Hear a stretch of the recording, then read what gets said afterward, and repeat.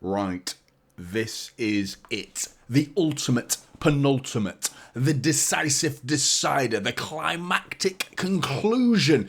Climax might be going a bit too far, but I mean, I tell you what, if City win this Premier League game against West Ham, there'll be Manchester City fans climaxing all over the place. This is it. This is the one, the final Premier League preview of the season. What a season this will be if Manchester City win their final Premier League match of the season. I make it sound easy. It's West Ham. They've got not too much to fight for. There is a bit of history between the two clubs. They do shake hands once in a while. We are quite friendly with one another, and those Arsenal fans have very much forgotten that. And very much all the media as well, they've all zoned in and focused on the Tottenham Hotspur and Arsenal rivalry and the Son miss, completely forgetting there's another London club that despise Arsenal, and we're playing them next as well. And if anybody's going to roll over out of Spurs and West Ham, it was always going to be West Ham, because we've shaken hands with them. You know, our fans, there's a story behind the two sets of clubs, in fact, that goes all the way back to 1987, when West Ham relegated Manchester City.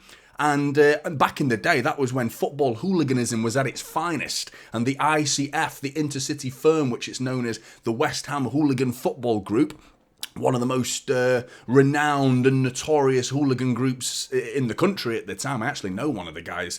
I better not say his name on here because I don't want to say his name. But I do actually know one of the guys as well. So if you're watching, don't beat me up. Please don't beat me up. But yeah, I remember back in the day, the stories back all the way in 1987. The West Ham fans stormed the pitch. And what at the time the police were probably concerned, thinking, well, these West Ham fans, they're going to clash with the Manchester City fans as the final whistle blew. But no, nothing of the sort. West Ham fans started chanting, "You'll be back, you'll be back," and how right they were, weren't they? Those West Ham fans, they were being very understanding and supportive of Manchester City's predicament, being relegated. Wasn't the first time either. But they were so supportive to the point where they were singing Blue Moon and we were singing Forever Blowing Bubbles to one another. I mean, the two were shaking hands, so there is a history between the two clubs as well. You look at the working man, the working class football club, the underdog story a little bit, living in the shadows of others. That sort of feel between the two clubs. There's a respect and a mutual respect between the two clubs. And I'm all for that. I'm glad to see that rivalry can be put to the side at some times, and you can look at these scenarios in such positive light. Even modern day, there's a little bit of connection there. Manuel Pellegrini, Pablo Zabaleta, Calvin Phillips. Apologies. Sorry for that. Apologies, West Ham, for Calvin Phillips. Is there a no refund policy on the loan deal? I doubt it very much. But do you want to keep him? Get in the comments if you're watching and you're a West Ham fan. Do you want to keep Calvin Phillips at your club? Sorry about that one. But yeah, I'm hoping we can see some friendly mutual respect from West Ham, because what have they got to fight for? They talked about the Spurs game and like, well, they've got the Champions League, they have to fight for it. Spurs put in a shift, and I'm telling you right now, the West Ham players will be equally putting in a shift. But they have a lot less to fight for than Spurs did at that game at the Tottenham Hotspur Stadium. West Ham are 9th right now. They cannot finish 8th and they cannot finish 10th. They are slap bang in 9th. No matter what they do, they're finishing 9th. Their season is done. It's over. Finito. No point playing and getting too worked up about it, lads. Take it easy. Enjoy. Think about the beach. All those luxurious beaches, those beach blonde beaches that you could see with like luxurious turquoise waves and all the sand castles that you could build. Oh, it would be unbelievable. Think about that while you're playing Manchester City. Please, come on. Because that team has genuinely got players that can do damage to anybody on their day. Now, I think there's a mixed feeling around David Moyes with it being his final game of the season. I've spoken to a few West Ham fans. Some were a bit upset with the reception that he got. I believe it was mostly positive, but not completely positive. It wasn't universally positive for David Moyes' West Ham, but for me, it should be. It really, really should be, because, I mean, you're going all the way back to 1980 when they last won a trophy, which was the FA Cup. Last season he delivered, getting the Europa League, the Europa Conference for West Ham, which was an amazing moment. I remember watching it. I was buzzing for him. And there's that family feel as well when David Moyes with the celebrations after the game, his dad coming onto the pitch. And I mean, that was a connection that I think every football fan in the world, because I feel like most people have probably been introduced to football through their fathers, most commonly, maybe not everybody, but a lot of people probably have. And seeing that connection of David Moyes and his dad coming onto the pitch, it warms your heart, whether you're a West Ham fan or not. You might hate West Ham, but you get that. You get that. So I feel like that David Moyes definitely has had a good stint at West Ham. He's left them in a reasonably good position. He's won a piece of silverware. So he'll want to still go out on a high. Now, will he be focused on the game? Will the players be as focused on the game as Manchester City? Probably not, because we've got everything to fight for. A 4th Premier League title in a row. Unprecedented grounds. No one has ever trodden on these grounds. We are the Neil Armstrong of football, though I'm sure there's someone going to correct me technically there. I'm not sure who he actually was the first. I don't know. I don't know the science. I'm not part of NASA's team, so leave me alone if I've got that one wrong. But the team that West Ham are likely going to be putting out as well, that front 4 or 5, whatever way you want to look at it, is dangerous. There is some quality players, and we want one of them. So they can't be that bad, can they? You know, if we want to sign one of them with Lucas Paquetá, one of the main players that City have been targeting, but for me, kudos as well. He's been sensational this season. You've got Paquetá potentially sitting in number 10. Jared Bowen, top goal scorer with 16 goals to his name this season. Fantastic player. Speed, quality. Antonio, I feel like he's been a bit up and down this season. He's not quite delivered in the goal department, but he never really does. His work rate is what Antonio's all about. He's a machine. He loves marauding on counter-attacks, and that's the exact formula that beats Manchester City on their day. So we have to be careful of what West Ham have on offer. We can't allow nerves to get too far into our system and become deeply integrated into the way that we play our game. Don't overthink the occasion. Just play it like a normal football match. And 99 times out of 100, this Manchester City side, under these circumstances, will win. So the odds are very much in our favour. You're hoping we can do the business. There's a psychological aspect that very rarely gets thought about before the game, especially a final day of the season game, is the on-the-pitch 90-minute scenario, the knowledge of what your rivals, your competitors are doing. Say Arsenal score first, that news will resonate around the Etihad. And if we get in at half-time and it's still 0-0, you can imagine the scenario of like Arsenal are currently winning. They are currently top of the Premier League as things stand. They're currently going to win the Premier League as things stands unless Manchester City score. And that's when nerves go bang, up a notch. And we've got to keep it calm at that point. We've been there before. Wayne Rooney scored first. And then Zabaleta made it 1-0 against QPR. Liverpool scored first against Wolves. You've got to think about the scenarios on the day and don't let it get too much, because on our final day, City have usually done the business. We've done it more than once on one occasion as well. So hopefully this side can do exactly the same again. It's going to be a nail-biting scenario, but you speak about the players that West Ham have got going forward. They're dangerous, very, very dangerous. At the back, I feel like you can get at them. I feel like with the fact that the rumours are that Aguerd and Mavropanos is out as well, or they're at least being assessed, I imagine Aguerd would come straight in. Whether Mavropanos would and sit there, Zuma's going to play either way, I would imagine. But Ogbonna, I feel like there's a weak spot there. Kufal, brilliant. Again, another player that can go forward. 7 assists to his name this season. So he loves going forward, but I feel like he's a back post weakness. And who loves the back post in our side? Erling Haaland, of all people. He loves that back post. So if we start dinking those balls into the back post, I feel like Kufal can switch off. I really feel like there's a weak spot there defensively. Emerson is the same for me. Another area. I feel like their back 4, you can get at them. But they do have decent protection in front of them as well, with Edson Alvarez and Souček, whether James Ward-Prowse plays as well. You're looking at the set pieces that he offers. That could be a huge threat for them if they play him. That's the debate. Will they play James Ward-Prowse, or will they go for the solid 2 double pivots, Edson Alvarez and Thomas Souček, or bring Souček out, probably because Alvarez didn't play against Luton. He was an unused substitute against Luton in their final home game of the season. Will he now come back into the starting 11 for West Ham? Because I feel like he's been one of their best players this season.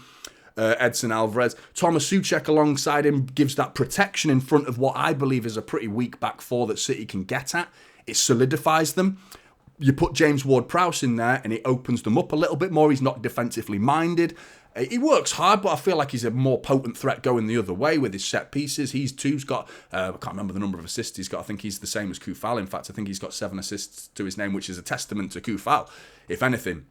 But the set pieces is an area of the game that David Moyes might be tempted to play Ward-Prowse and see if they do get a set piece. He is lethal with set pieces. Arguably the best set piece taker in the Premier League, James Ward-Prowse. So any set free kicks on the edge of the area, panic stations, corners coming into the box. You're playing with Thomas Souček, who I think is a very dangerous aerial threat. He's good in the air. Thomas Souček, Edson Alvarez, Antonio, Ogbonna, Zuma, big Paquetá, big physical guys like dominating in the air. And City have got big guys as well, so you know that we can deal with it. We can dish it out as good as we get it, Manchester City. So if they want to come for a fight, West Ham, we'll give it them back on the pitch.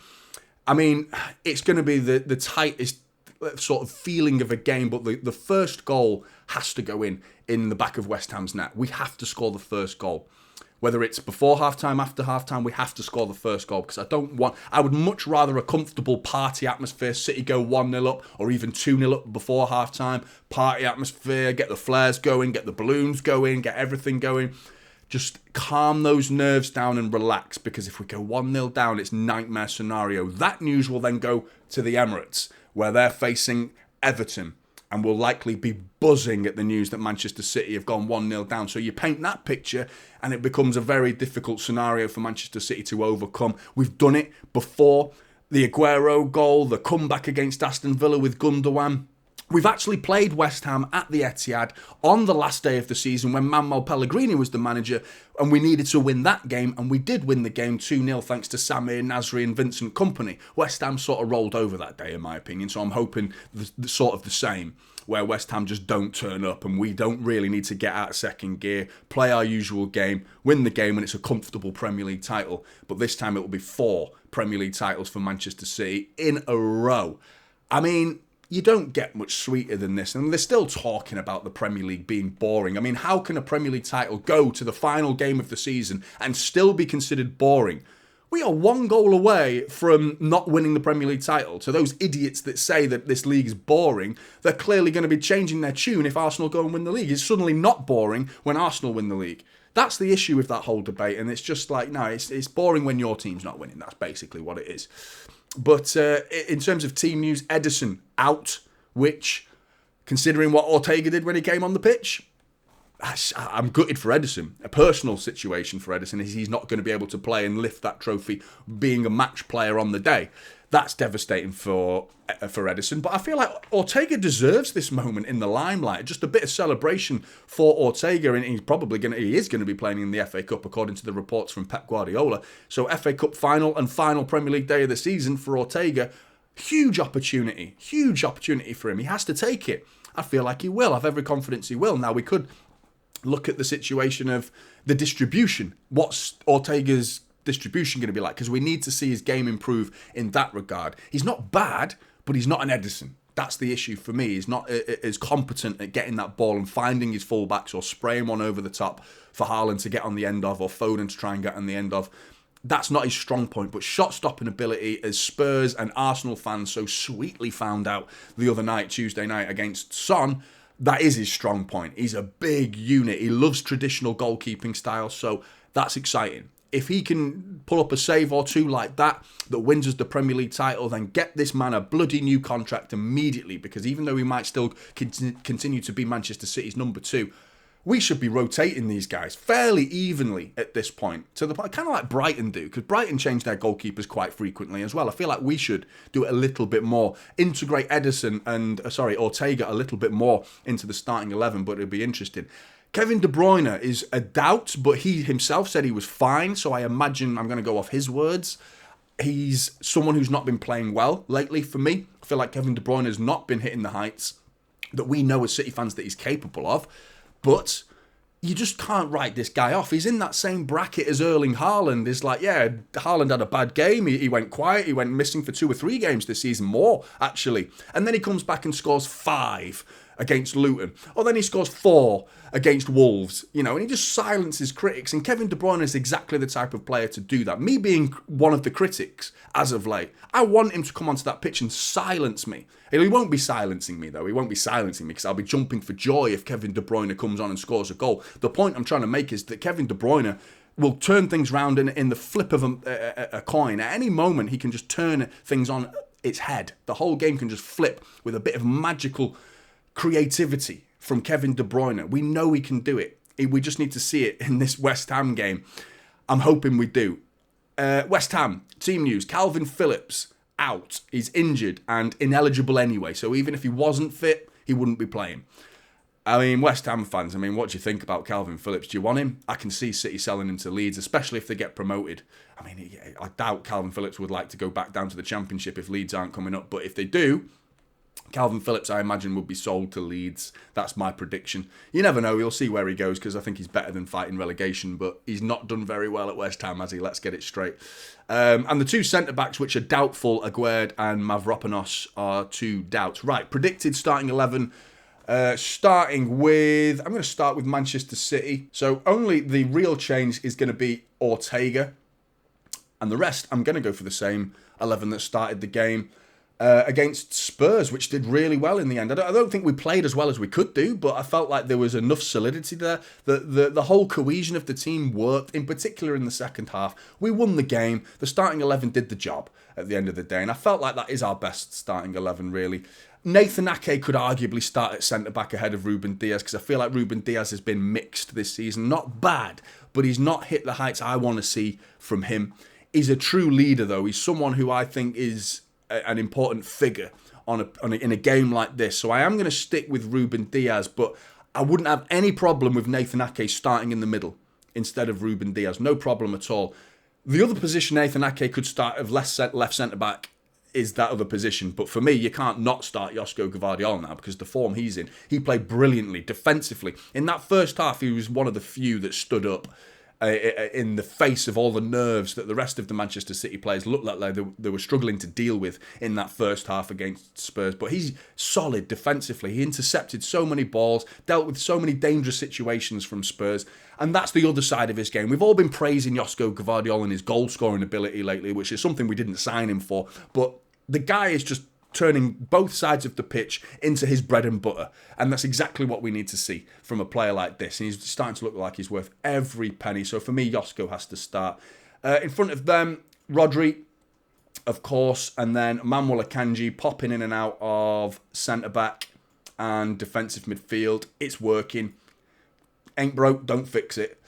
Kovacic, again, another player that's just solid, brilliant, keeping that ball really well. He's becoming quietly an unsung hero at Manchester City for me. He's keeping that heart of Manchester City's midfield ticking. We're beating thanks to this guy. And he's giving a platform for Rodri and De Bruyne and Foden and Bernardo Silva to go and express themselves by keeping things simple. And Kovacic is brilliant at it. I think he really has been an unsung hero in these final 10 games of the season. I really do. Kevin De Bruyne, I'm going to go with it, assuming that he is as fine as he himself says he is. So I'm going to go with Kevin De Bruyne. Erling Haaland up top, of course. Same again on the flanks. Going to go with Phil Foden on the left, but you know he'll be tucking inside, allowing Gvardiol to come down the left-hand side instead. But I'm going to go on paper with Phil Foden on the left and Bernardo Silva on the right. West Ham, the nipple man. Areola going in net. And Koufal at the right-back position, as well as Emerson at left-back. Ogbonna, I'm hoping plays, to be honest, because I feel like he's definitely their fourth-choice centre-back. He wouldn't be playing if Aguerd and Mavropanos were definitely fit. I feel like he'd be on the bench. He's a potential weak spot that we could expose. Kurt Zouma, the cat kicker, he too is... He's done all right for them lately. He's done all right, but I feel like he too can be exposed occasionally. That back four for me is penetratable. Very penetratable. But it's what gets put in front of them for me that makes them less or more penetratable depending on the two players that play in front of them. And I have a funny feeling that he's going to go strong with Edson Alvarez and Thomas Souček, which is physical, powerful and strong in the tackle, defensively aware football players that make it very difficult to get past. And it could be a cagey match if those two play. You put James Ward-Prowse in there, there's going to be a few more holes for Manchester City to expose, but a lot more to think about going the other way. So it's the give and take of that decision for me is what could decide this game. It could be that simple and that important. In front of them, they've just got raw talent for me. I feel like there's a lot of potential to do some serious damage. With Lucas Paquetá chilling in front of the front two defensive midfielders, I imagine Kudus is going to go back onto the left wing again. He's been playing everywhere. And that's another point of this midfield is Paquetá, Kudus, Bowen. You could play all three of them in all three positions. You really could rotate any of them. And that fluidity in that midfield from West Ham on its day can cause genuine problems. And we have to be so careful of it. We really do. Jared Bowen on the right and Antonio up front. So that is my predicted starting 11 for West Ham. My predicted starting 11 for Manchester City as well. I'm nervous, but I'm going to go with 3-0 Manchester City. I feel like if we get an early goal, we can cruise through this match. Get a second goal with 20 minutes to go, we can start introducing a little bit more of a party atmosphere, and then a third goal before the end of the game would be nice to really finish off. And one thing I would love to do is finish above Arsenal on goal difference, win the league, but then beat them on that precious goal difference that they were so cautiously reminding us of, that their goal difference is better. And if it comes down to it, it's going to be a killer, it's going to be a killer. Well, if we beat them in that, then we've beaten them in all departments. And Manchester City have gone 4 seasons in a row winning a Premier League title, becoming the only side in English history to have ever done such a thing. And what an achievement it'll be. Honestly, it's emotional to think about. It really is. What a game this proposes to be. It's nerve-wracking, it's exciting, it's everything you want from football and the complete opposite of boring as far as I'm concerned. Get in the comments below, Blues. Let us know your thoughts. And West Ham fans, if you're watching. And City fans, there's a West Ham, I can't remember the name of it now, West Ham chat or something like that. I watched a preview before this game. There's a West Ham channel, one of the biggest that out there. I watched their preview. If you want a respectful preview of Manchester City, go and check out the preview. I think it's West Ham chat. I can't remember the name. I'll pop a link in the description, actually, to make it easier for you so you're not hearing me waffle about it. But I highly recommend going and watching it because they were very respectful of City, understanding of the circumstances. And that's what I'm saying. There's a relationship there between West Ham fans and Manchester City fans. So hopefully that relationship can blossom on Sunday afternoon when Manchester City are pumping West Ham 5 or 6-0 and West Ham are going, okay, guys, yeah, as long as Arsenal don't win. Because don't forget, these guys hate Arsenal. They've forgotten. They think it's all Spurs are the only side that hate Arsenal. West Ham, they hate Arsenal as well. So hopefully they roll over for us and do us a favour. It will be very much welcome. Come and join me for the watch-along. Of course, I will be there doing a watch-along. Come and join me for that. What a game. What a season this is proposing to be. Get in the comments below. Let us know your thoughts. Like and subscribe to Typical City, and I'll see you in the next one. This is Typical City now, holding up silver.